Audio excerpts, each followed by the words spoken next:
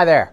Welcome to Sunday Afternoon Live on Facebook. We're here at AAA Hobbies in Magnolia, New Jersey. We're on Route 30. Today we're going to talk a little bit about hobby paints. We've sold a lot of kits over the holiday season, a lot of plastic models, figures, miniatures, things like that. And a lot of people are asking me questions about paint. What type of paint to use, what kind of paint, what colors, things like that. So I thought I would take this opportunity to just kind of talk in general about the different types of paint we have and what their applications are. So if you have comments and questions as I go along, please post them to this thread. I will come back and answer them for you. Come down to the store and talk to me. I'll talk to you about paint all day long. So AAA Hobbies, Magnolia, New Jersey on Route 30. So I figured I'd start right here with model kits. And when someone buys a model, they come in and they pick up a model kit, the first thing they ask me is, what do I need to do this? And pretty obviously you need glue, a knife, clippers. But probably the most important thing, if you're going to be serious, is to buy the correct paints for the model. Now, I can take the time to open the kit and look at the box and tell you what to buy, or you can do this yourself when you come into my store. The different manufacturers obviously have associations with paint companies. Airfix is a Humbrol company, part of Humbrol, or I should say Humbrol's part of Airfix and Hornby. So what Airfix does is they list the Humbrol paints on their box. And if you look at the side of the box, it lists their colors by number. 11, 30, 33, 58, 56. They show the glue and paint or putty too, and they also list them this way by name, flat black. No, I'm sorry, that's not what that is. Ignore that. But they list the numbers. So if you come to my store and you look at the Humbrol paint rack, you can go in and just pick out paint number 11, paint number 30, paint number 33. And when you go into the instructions, it will show you those colors by number and tell you what they are. Flat black, flat white, so forth, by the number. So that's how Humbrol does it with Airfix. If you buy a Revell model, Revell does a nice thing now called a gift pack, where they give you some of the paints, or whatever colors they feel you need to paint this model, and a bottle of glue and a paintbrush. So you can get started right away, build the model with the glue, and then use these paints to paint it, which is really nice. That way you don't have to go and search for the colors and things. If you want to do more in-depth painting or use a different type of paint, you can do that too. So some of the other like the Revell kits or some of the other model kits that don't have paint with them, what you do is you open them up, and I noticed on this one that I'm working on, it doesn't, I think it gives you basic information, and then in the middle it has a paint guide, and they list by the Revell paint numbers and by the name of the color, so you can pick out these different colors you need. I personally like to get the instruction sheet out and look at it before I pick my paint, because sometimes I have some of the colors at home, and inside the front page of this instruction sheet is a listing of the paints, and they give you the Revell paint numbers. So basically I can look and see what I have at home that's on here already, and then pick out the colors I don't have and come into the store and buy them. So that's the first thing you do when you're getting ready to build a model and you want to paint it.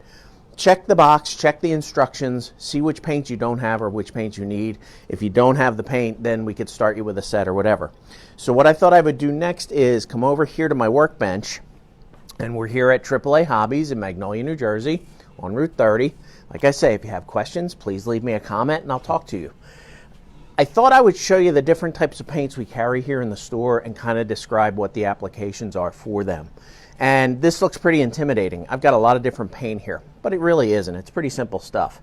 The first thing that I'd like to encourage people to do when they build a model is to prime it. This airplane, this is a German jet, World War II, and the actual paint scheme on this is going to be a dark green, a dark brown, gray underneath, and you can see it's all gray. This model started out as a dark green plastic, but what I do is I build most of the model. You can see I build the interior and then I tape it off and put it together. I like to build the whole thing almost so that I can take a can of primer. And with whatever paint you're going to use, back up here, whatever paint you're going to use, you want to prime the model so that the paint adheres well to it. If you try to paint regular bare plastic, right, with paint, sometimes it sticks, sometimes it doesn't go on very well, sometimes there's some residue from your fingers on it. What you really need to do is start with a good flat primer surface so that the paint has something to grip to, so that the surface has a little bit of tooth. That's what we call it. I like to use Tamiya primer. I'm a big Tamiya guy. I love their products.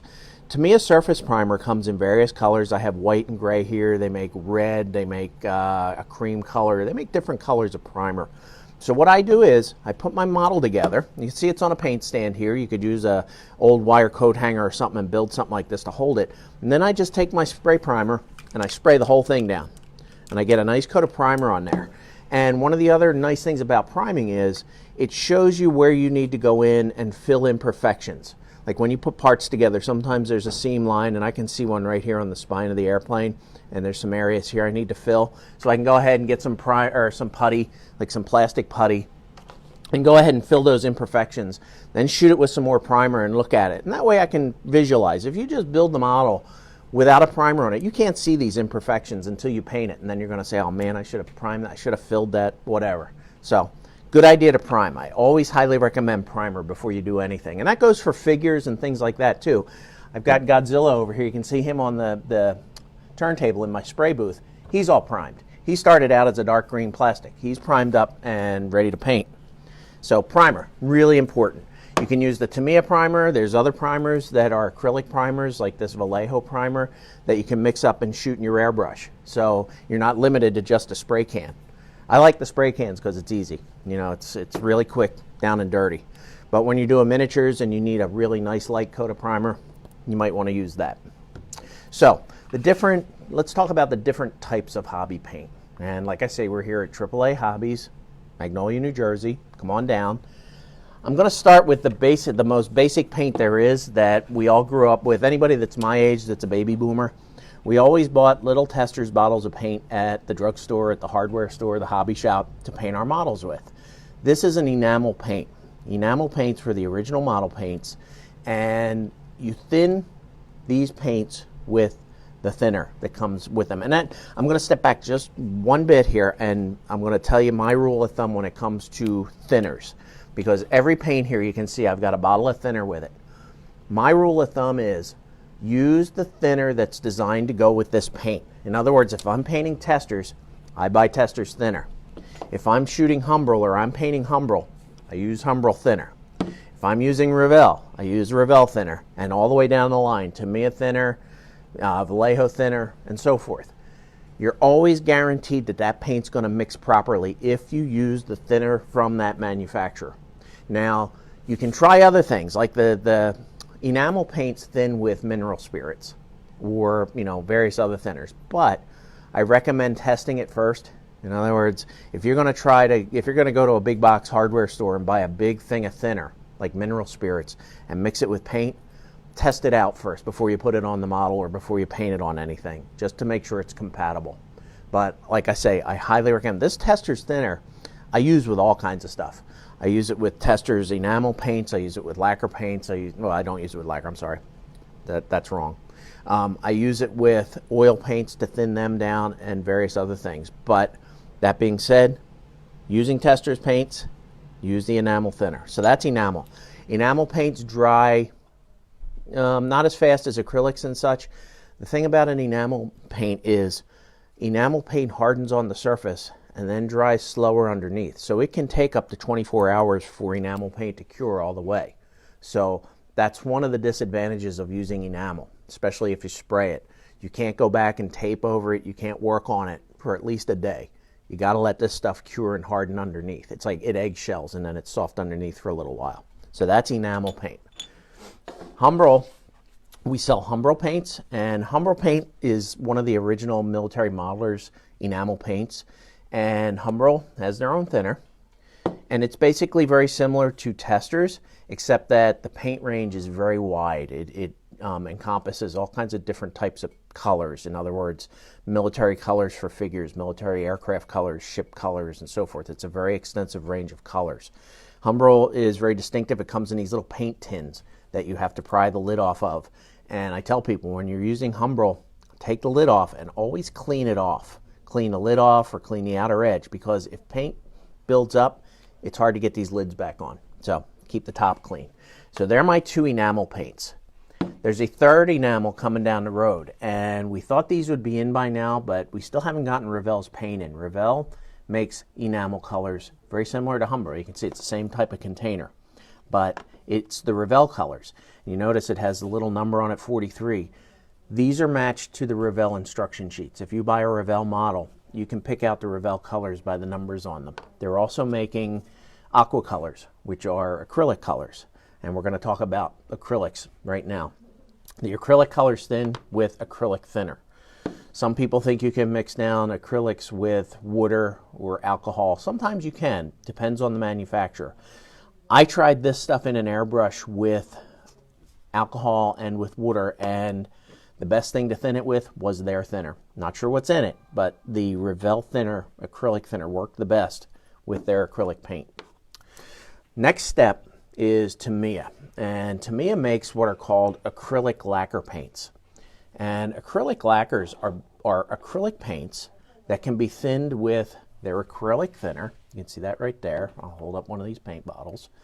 Acrylic lacquers thin with what is basically an alcohol and some other materials mixed in thinner. And it creates less fumes. You still need to use a paint booth if you airbrush it, but it's not as stinky as, say, enamels or lacquers and various other paints. You can thin it with their thinner. You can also thin Tamiya with Tamiya's lacquer thinner. The advantage here is, and this stuff's more caustic. In other words, this stuff, the lacquer thinner, mixing it with lacquer paint, if you spray it in an air gun, it creates a lot of fume and smell. So you want to make sure you have a respirator on when you use lacquer thinners. Respirator, air booth to pull the fumes out of your room. Very important. But the advantage to using lacquer thinner in Tamiya's paint is that it makes it dry faster and it dries harder. You get a smoother finish when you're airbrushing, and the paint is more durable. Don't ask me why. I'm not a chemist. I'm not sure why. But when you mix lacquer thinner with Tamiya or any of the other acrylic lacquers like AK, I brought an AK color out, very similar to Tamiya. It creates a really good hard shell that you can mask on and sand and do various things with, and it dries very fast. So, and it also smooths. It sprays on very smooth. So lacquer thinner is good with Tamiya. The next paint I want to talk about, and we're here at AAA Hobbies in Magnolia, New Jersey, and my heater just went on, so that's the noise you're hearing in the background. Sorry about that. The next colors I want to talk about are Vallejo paints. And Vallejo is a company from Spain, and they make a whole lot of different types of acrylic paint. And the nice thing about Vallejo is they make colors for all different types of model making. In other words, model colors were the original Vallejo paints. And model colors are a water-based acrylic. So you notice I don't have a thinner here with them. That's because what you use, excuse my arm, what you use to thin Vallejo is basically distilled water. And you don't want to use tap water because there's impurities in tap water. But if you're thinning down Vallejo, distilled water is great. It works fine. I always keep a couple bottles of distilled water on my workbench for when I'm working with Vallejo. Model colors are great for miniature painting. If you're painting soldier figures, you're painting D&D miniatures, Warhammer figures, things like that, this paint is just super. It goes on really nicely. You can thin it down to do glazes and to do shading and washes and things like that. And the color range is just incredible. There's hundreds and hundreds of colors in this range. And they divide it up that way. They have model colors for, these were developed for military miniature painters, the model color series. They also have mecha colors, which by the name, you know, they're designed for mechas or robots like Gundams and things like that. And they have a whole series of colors. They have game color. Game color is designed for miniature painting, Warhammer, Dungeons and Dragons, those type of figures. That's game color. Game ink or washes, that's for when you're doing shading and things on your figures. And the next series of Vallejo that I really like, and this is a great series of paint because it's designed to spray through an airbrush. And you can see I've got Godzilla over there with his airbrush, and that's what we're using to paint him. I have model air colors and I have game air colors. They're called this because they're designed to go through an airbrush. They're spray painting paints, and they are pre-thinned. So I can take this, grab my airbrush, when I'm ready to paint, just pop the top off and put this paint right into the airbrush and spray. I don't have to thin it. I don't have to worry about, you know, how thick the paint is. It's ready to shoot right from an airbrush. And this also thins with, well, not also, but this thins with their airbrush thinner. And people ask me, well, can't I just mix it with water? You can do that, but it's not going to spray anywhere near as well as it does with their airbrush thinner. So if you're going to spray Vallejo air, pick up some airbrush thinner. They also have airbrush flow improver. So depending on how much pressure you're using, what type of airbrush, so forth, these two mediums are very helpful. And I highly recommend, like I said before, when you pick a paint, pick the thinner by that company, and you're always guaranteed you're going to get a good mix and a good spray. Okay, so we did enamels, we did acrylic lacquers, we did water-based acrylic. The next thing I'm going to show you, and this is something I don't personally have a whole lot of experience with, I've used it a couple times. This is Alcad. Alcad makes really high-end or super-duper metallic finishes. And people swear by this. And the nice thing about Alcad is you can spray this onto a model, like a bare metal natural finish aircraft. And when it's done, you can polish it so that it shines. And you get a really nice, shiny finish like an actual aircraft. So that's Alcad. And Alcad comes pre-thinned in the bottle. It's pretty much ready to shoot right through your airbrush. You have to airbrush it. Don't brush it. And they have an airbrush cleaner that goes with it. So when you're done spraying this through your gun, you use their cleaner to clean your airbrush out. So that's Alcad's. Okay, so we're here at AAA Hobbies in Magnolia, New Jersey, and we're talking about paint. The last type of paint I'm going to show you, or talk about specifically a type of paint, are spray cans. And we like to call these rattle cans for a reason. These are rattle cans. They rattle. People kind of sometimes snub their noses at spray cans, but I personally, if I can get away with using a can of spray paint to do a job, I will do it because it saves me the trouble of having to clean my airbrush. And you're not going to be able to do camouflage schemes and real tight squiggles and things like that with an airbrush or an air can, but you can use a spray can to do an overall finish. And if you look at this, I'll just digress here. If you look at this P51, that's a pretty smooth finish on that. The silver on that was painted with Tamiya spray can, and the nose was painted with a spray can. So you can get a good finish. You just have to be patient and do it right.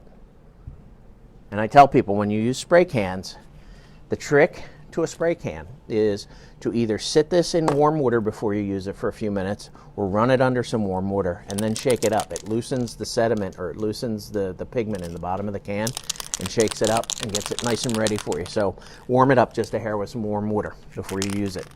I have all different types of spray cans out here in the shop. I've got Tamiya, Revell is coming. We have Humbrol acrylic spray. I've got Vallejo, just tons of it. Now, the last thing I'm going to talk about are these sets back here. When you get ready to paint a model, sometimes the manufacturer, like Vallejo, they do the hard work for you, and they put together a paint set that'll go with whatever you're doing. As you can see here, I have the Air War color series here. These are Vallejo air paints, like these Model Airs, and they put together all the different camouflage colors to do a U.S. Air Force fighter in Southeast Asia, all these camouflage colors. So you can come in, if you're painting an F-4 Phantom, grab this paint set, you've got all the colors you need. Same here. AK makes nice armor sets. This is 1937-44 German war colors for armor. If I'm painting a Tiger tank in 1943-44, I can buy this set, and I get the Dunkelgrau, I get Olive Grün, I get Dunkelgelb, I get all the different German colors for that. Also, if you're painting figures, manufacturers create sets of paint that go with figures. These here, and I like these because when you're shading a figure, sometimes it's hard to mix the base colors. In other words, you can paint a figure with a red coat, and in order to do the shading, to do the dark shades and the highlights, you have to sit there yourself and mix that color. Well, these sets of paint are really great. This is a red uniform color set. So if I'm painting a red coat, literally a British red coat, I can get this set of paint, and it's got all the different shades of red that I need to do the base coat, the shadows, the highlights, without having to mix it all by eye. And sometimes that can be really difficult, especially with red colors. Red's a very hard color to paint on a figure. So they make those. They make a white set. German, they make them by type of figure. If I'm painting a World War I German soldier, I could pick up this set, and it's got the different uniform colors in it, so I don't have to try to pick them out of the rack. So that's really nice. I wish they had those when I started painting figures. Also, you can see over here, I've got a railroad set. So if you're a model railroader and you want a weathering set for your locomotive so you can do all the rust and all the soot and grime, that's a set right up your alley. The last thing that I have here, and these are kind of different. I'm going to bring these over and show them to you. I'm a figure painter, and I've always had to, these are oil and acrylic figure painting sets. And when I paint figures, it's very difficult sometimes to use all the primary colors to mix all the different base colors you need to paint a figure. And oil painting, it's not for the timid or the weak of heart. If you're a figure painter and you use oil paints, you know it's kind of difficult to mix colors. So Uptilon 502 has come out with sets. And this is a flesh color set. What you do is you put your base coats on in acrylic, and then you go over with oil paints and paint in all the shading and shadows and so forth. So they make different color sets for, like I say, you know, very similar to the others. Red sets, bright color sets, white sets, and so forth. So if you want to paint oil paints and use oils for your figures, you might want to check these sets of paint out. And they sell their tubes separately too. This is a flesh shadow tube of oil paint. And they make them in acrylics. If you're afraid of oil paint, you want to use a water-based type acrylic, they have acrylic sets. And this is an intense green color set. So that in a nutshell is hobby paint. We're here at AAA Hobbies in Magnolia, New Jersey. We have all these paints in stock individually, plus a lot of different sets. If you come down to the store and you're not sure, or you don't see the set you want, you come and talk to us, and we'll check the stock in the back and see if we've got what you need. But I guarantee you, we've got paint for everything you're going to build, everything you want to work on. So I guess that's it for this week. So leave me comments, leave me questions. I'll be happy to answer them. Come into the store, check out our vast supply of paint. If it's probably the busiest aisle we have in our store, because we have just an incredibly huge selection of paints. And I know going through this really quickly, it can be a little confusing, but come on down, we'll talk to you, we'll guide you, we'll tell you exactly what paint you need. So until next week, I'll see you on Facebook Live at 1 o'clock on Sunday. Thanks for watching.